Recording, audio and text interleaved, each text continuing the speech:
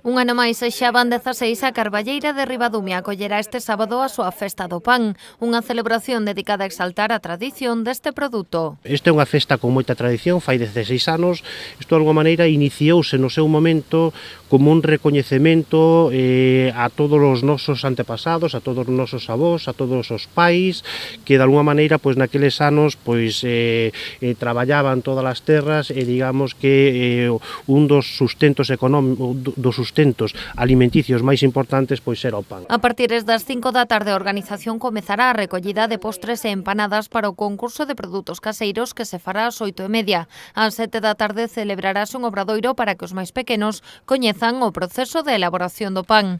Despois, ás 9 da noite, representarase a moenda nos muíños de Batán. Pois aí se fará unha moenda na que se fará, pois digamos, unha fornada na que coceremos pan de millo, para que, bueno, pois todos os veciños, visitantes, nenos e nenas poidan ver un pouco a realidade. Superan enfocalo bastante ben ora os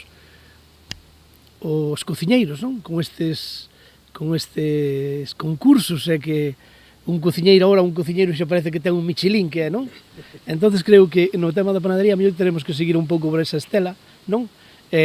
Demostrar que o produto máis importante que se come hoxe en calquera casa é o pan.